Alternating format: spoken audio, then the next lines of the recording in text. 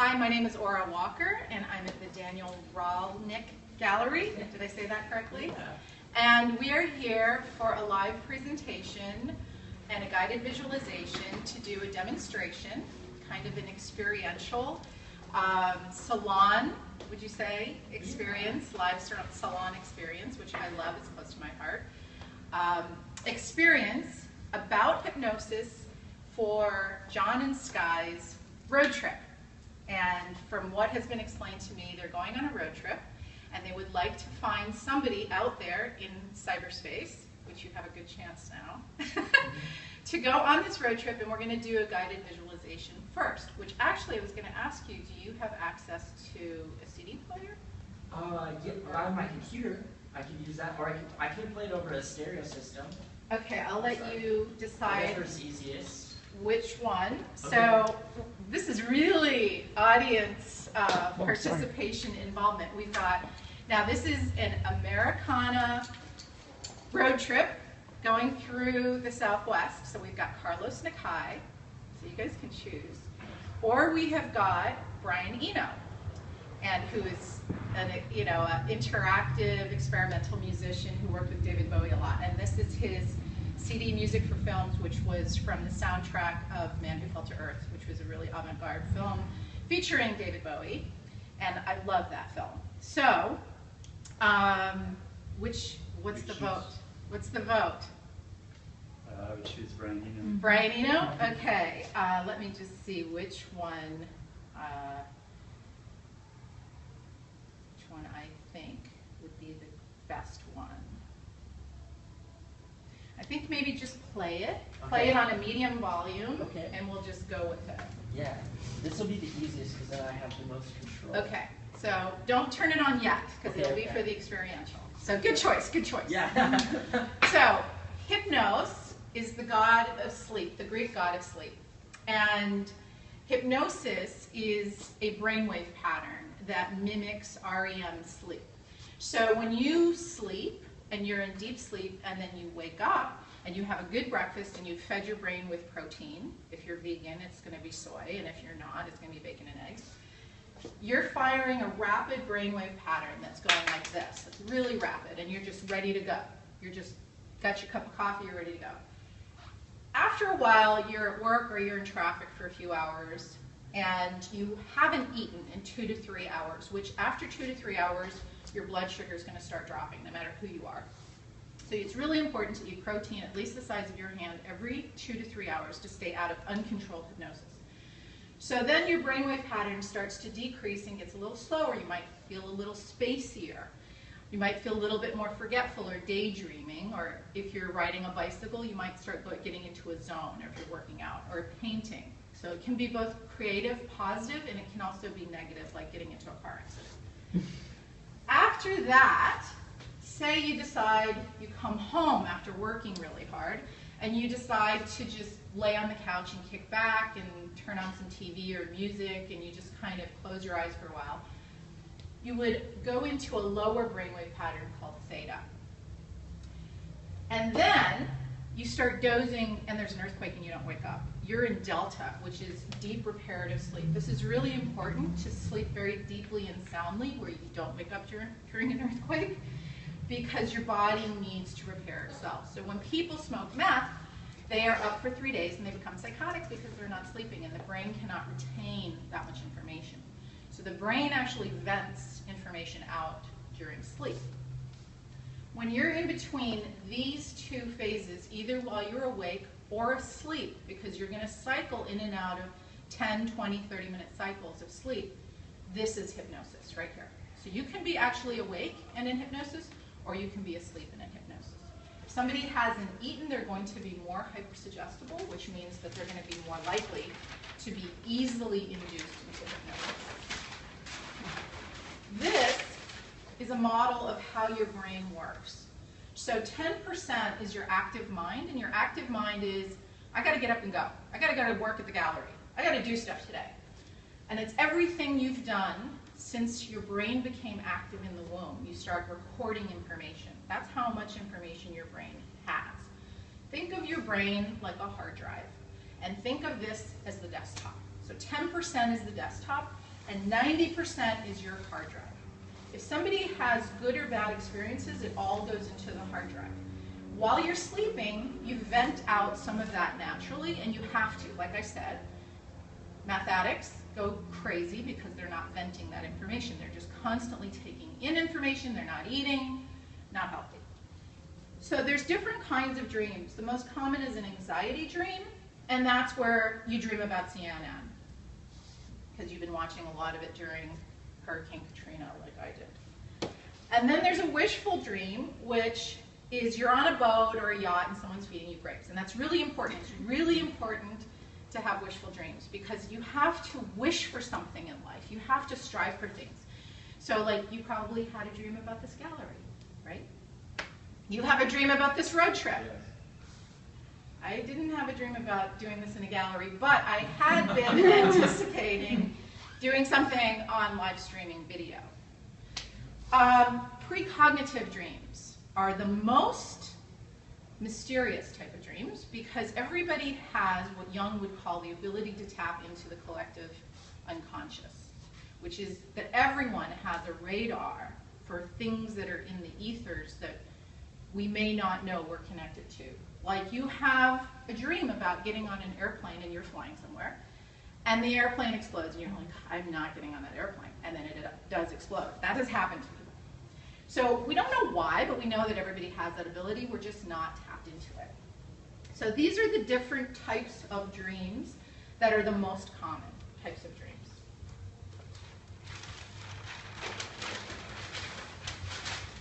This is a very rudimentary drawing of the human body. I didn't learn this in art school. You have your body, your mind, and your spirit. And then according to the Hindu philosophy, you have 7 chakras, or energy centers in your body. The energy centers are like generator systems in your body, right? And they're associated with your organs. So a lot of the work I do is connecting people in private sessions to their body, mind, and spirit. So basically the philosophy is that your body is the container for the energy that you're holding, that is your individual self, which is your spirit. There's all kinds of philosophies about what is the spirit, if it's different parts of yourselves or energy from the universe, who knows? You're here. The 7 chakras, starting with the first one, which is right at the base of your spine between your legs, is the sexual chakra. It's also the root chakra. In the positive and in Buddhist psychology, there's always a positive and a negative, right? So to be in balance is to be whole, is to be somewhere in the middle. The root chakra is sexuality. So in the positive is being very grounded and secure in your sexuality, very healthy, and having good boundaries. In the negative, it's promiscuity, drug addiction, no boundaries. The second one, which is in Chinese medicine, they call it the dantian. It's like your furnace. It's right below your belly button. And this is where you get your fire from. So like, if any of you have done winter sports, or if you've done anything athletic, or if you even just ran down the block and you start getting that burn, that's your fire kind of getting activated. So it activates your metabolism, and it's really where your core energy comes from. So like in Pilates and ballet, they say tap into your core. That kind of holds everything together. Next, this chakra right here is for basically most of your organs. Okay, so it's really keeping all of your organs healthy, and it's in the solar plexus, in the very kind of middle of your body. The next one, the heart chakra, is really important because a lot of the metaphors that we use for our heart, like heartbreak, heartache, the heart makes almost more serotonin, or actually possibly more serotonin than the brain. And that is a feel-good hormone that's associated with not being depressed. So people who suffer from depression, their bodies are not making enough serotonin. The heart actually makes a lot of serotonin. So having this chakra be healthy and open and pumping and flowing is really important. The next one is in the voice box. And so if you've ever encountered anyone who either has a very squeaky voice, they're like really repressing that, or a hoarse voice, or just cannot speak, it's because this is not developed enough, or that it's not open enough. So it's really about opening that ability to speak, that voice box. This one is the center of your mind, which is associated with meditation, being able to focus, being able to look within. We're going to work with this one tonight. Okay? This one is your higher intuition, what I think some people would call your higher power, like in 12-step recovery. It's your higher knowing. We all have that. So it's your crown chakra. It's about 2 inches over your head. And it is also really important. It's kind of connects everything together. So people who are not in balance here might feel very fuzzy or out of whack. So it's very important to keep all of this very open and flowing. And there's many exercises that can help with that.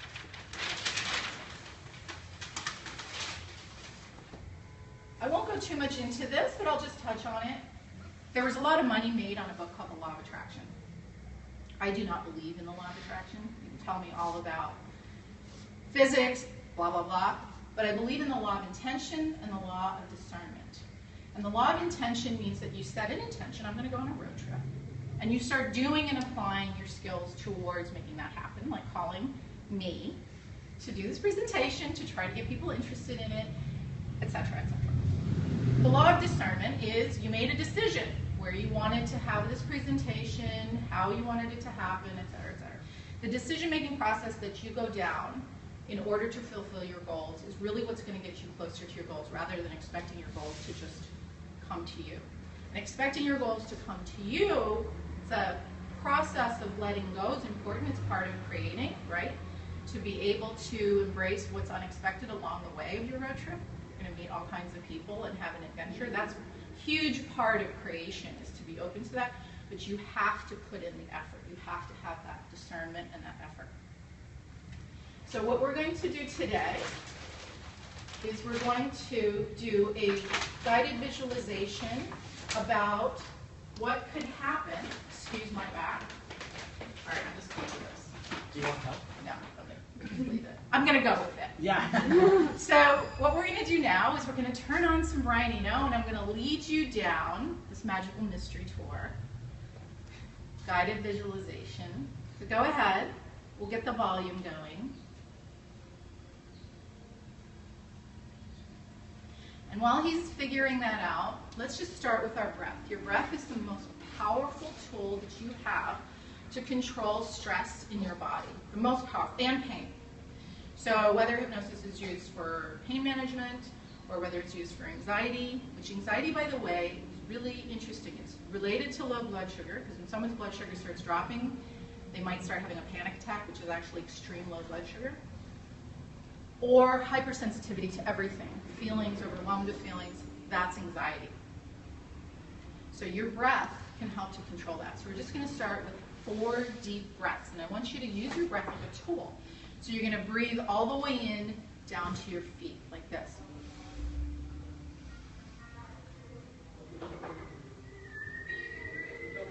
Hold it, and then release all the way out. And any noise that's happening outside, whether it's outside your window or outside this door, maybe Daniel wants to close the door, is just the noise of life, and it's reassuring us that the world is continuing as it should, which is reassuring. Even the chaos out in the world is reassuring, like, oh, that's happening, siren, etc., is letting us know the world is going on. It lets us know that there is a world to return to. Is that loud enough? I know it's just the rhythm. Yeah. Is it loud enough? Do you need to put? That's the loudest I can. That's the loudest. Okay, we'll go with it. Yeah. It's pretty mellow. Yeah, it's mellow, which is good. Okay, so we're just gonna keep breathing. Another deep breath, and whenever you're ready, you can go ahead and close your eyes. So very deep breath all the way down to your feet. Again, filling up all the way to your feet. And then out. And again, all the way in. Down to your feet. As you continue to breathe, begin now to look within, to the very center of your mind. And do not be afraid of what may show up. What may show up is the guided visualization I'll lead you through. What may show up is something completely different. Just allow it to happen. Don't fight it. Just allow it to happen. So if it's something scary, just look at it and go, okay. Take a deep breath and let it go, and just allow the flow to happen. Just allow whatever comes up to come up and keep flowing. Just keep going with it. Just keep going with whatever imagery comes up. And so now I want you to imagine going on this road trip, and you're going to meet together at the vehicle, at the car of choice, and pick your seat in the car. Are you sitting in the front or the back?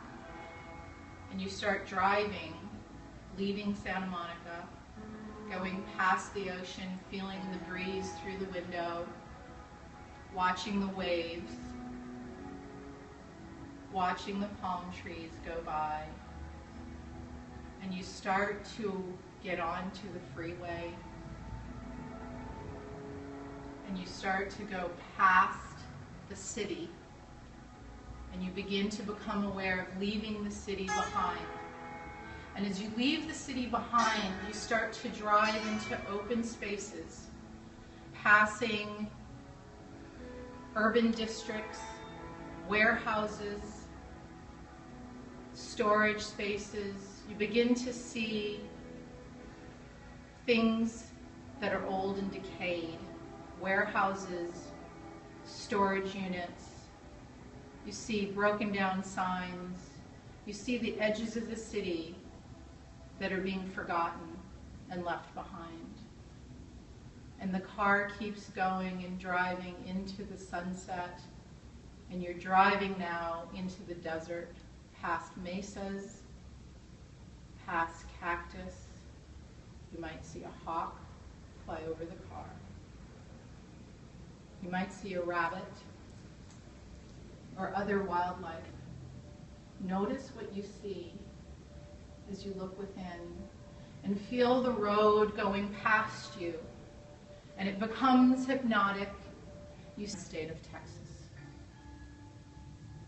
And as you drive into the state of Texas, you realize now that you're in a foreign land, about to befriend alien people named Republicans.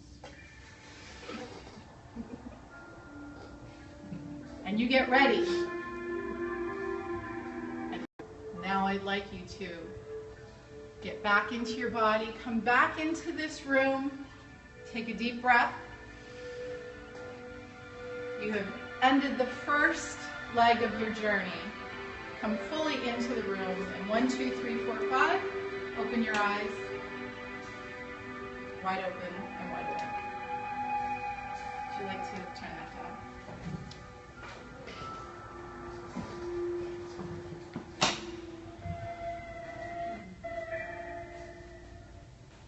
So, did anyone see anything? Did anyone have any questions?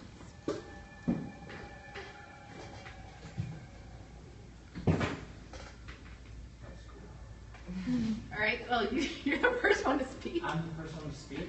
Yeah, I was going on the journey. Did you see anything? I kept thinking when you said animals, like I saw like rattlesnakes. Cool. Yeah, but they weren't, I'm not afraid of rattlesnakes, but they were just kind of cool. Very cool. Very cool. Yeah. So you got an experience of accessing that inner resource of your inner mind, inner creative visualization, or something they wanted to share, just anything they saw or felt. Did you feel yourself drop into your body, just begin to feel more relaxed, begin to feel like you're letting go of LA, or feeling like you're in a different space? I mean, it kind of felt like a good feeling of just driving. Okay, so you can see immediately just by using your breath and just going within how you were right in here.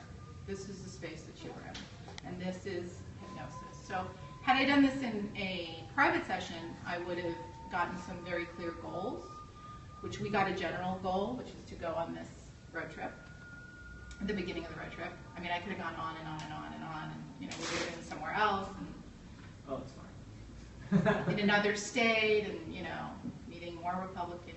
That was awesome.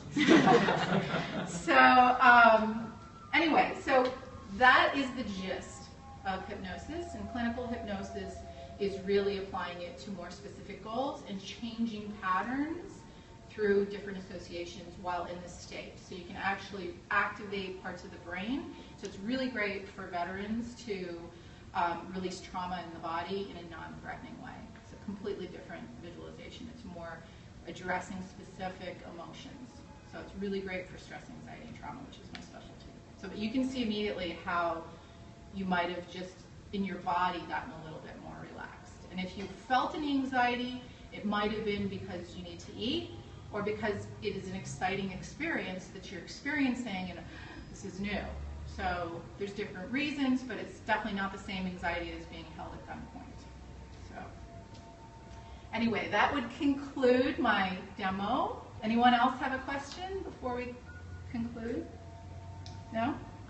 Does like hypnosis relate to meditation? Yes, hypnosis definitely relates to meditation. So when people meditate, they're going down, so dropping into that deeper consciousness, right? Mm-hmm. So the point of meditation is to slow down your thinking process, to slow down your breath, to slow down your circadian rhythms of your body, to get away from the hype of the world, and to just narrow it down to focus so that we can come to a place of peace and concentration and empty the mind, really befriend ourselves and our minds and let go of whatever comes up, the shopping list, I gotta go to the bank, whatever is on your list, to let it go, or hard emotions, to be able to gain some control and let them go. So whether it's gaining control or being able to let go, that's the balance, that's the line, right? So it's getting into that midline of finding a place where you're both in balance and being able to let go at the same time. And that's really a big recipe for success in many areas of life. So thank you so much. Thank you to my assistants. Yeah. Thank you, assistants. And that concludes our session.